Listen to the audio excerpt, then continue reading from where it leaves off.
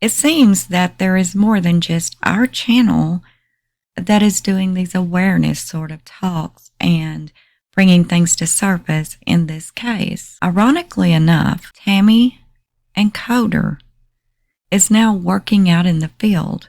FBI Special Agent Grahm Coder and CBI Field Agent Tammy Lee spoke recently at the 2022 Northeast South Dakota Family Violence Prevention Conference in Aberdeen, South Dakota. Now, this was their very first ever public appearance. The reason they're doing this is to educate people how to identify and combat DV in their communities. Now, at this conference, Coder said that Chris finally confessed during a 6-hour interview after he failed the polygraph test. He said once his family was found, he confessed everything. He knew he had no other choice. He told us what he had done, and Chris's horrible and disgusting confession still sticks with us all. And Tammy Lee says that this case can show that domestic violence can happen anywhere, and it affects so many families. And sometimes the results can be deadly. Chris had no criminal record whatsoever. He had no history of domestic violence.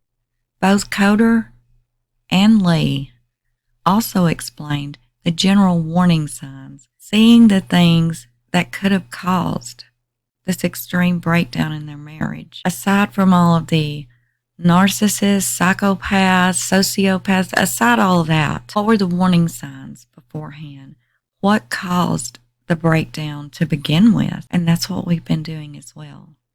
And this is the conference that Tammy Lee and Coder were at. This just tells who Tammy Lee is, her credentials, and it goes on to say that she was assigned as the case agent for this missing person investigation. And of course, Grahm Coder's bio, it lists all of his credentials as well. And it says that he is recently known for his work as the lead case agent for the FBI during the 2018 Christopher Watts quadruple homicide case. Watts and her 2 children. The lead investigators of the case stopped at a conference in Aberdeen today to discuss how family violence can happen anywhere. The 2022 Northeast South Dakota Family Violence Prevention Conference started today here at the Dakota Event Center in Aberdeen, and speakers included investigators from the 2018 Chris Watts case. FBI Special Agent Grahm Coder and Colorado Bureau of Investigation Field Agent Tammy Lee, who could not appear on film, spoke to the 200 attendees of the conference about their investigation that led to the arrest of Christopher Watts, who murdered his pregnant wife and 2 children. The murders occurred in Frederick, Colorado, which has a population half the size of Aberdeen's. And what we want people to take away is that we do have family violence in our communities, and we want agencies to be aware of that and how we can work together and try to combat that.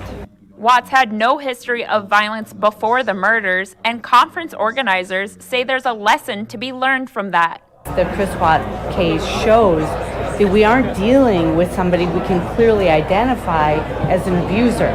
These individuals are smart, they know how to manipulate, and they know how to get away with it. And so we have to train agencies on how to be able to read between the lines.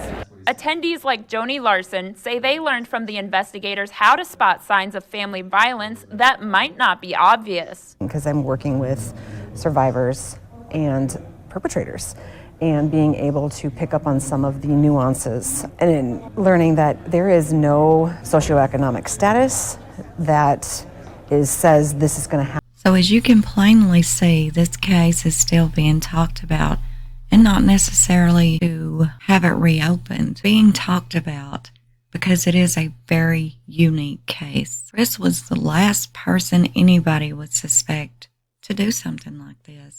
Everyone said that. So I think this case is one that is very important to talk about, to break down, and to be able to try to understand what caused the breakdown here. What was the motives? Because I personally do not think, like Rourke said, that the only motive, Nicole, I believe there was a breakdown before Nicole Kessinger, and it started the domino effect. But I believe Nicole Kessinger is the reason of the complete crash. But it was already happening before her, in my opinion. Thank you all so much for listening, and until next time, this is Unjustified. Thank you so much for watching, and do not forget to subscribe, like, share, and leave us a comment below on your thoughts of this video. And until next time, this is Unjustified.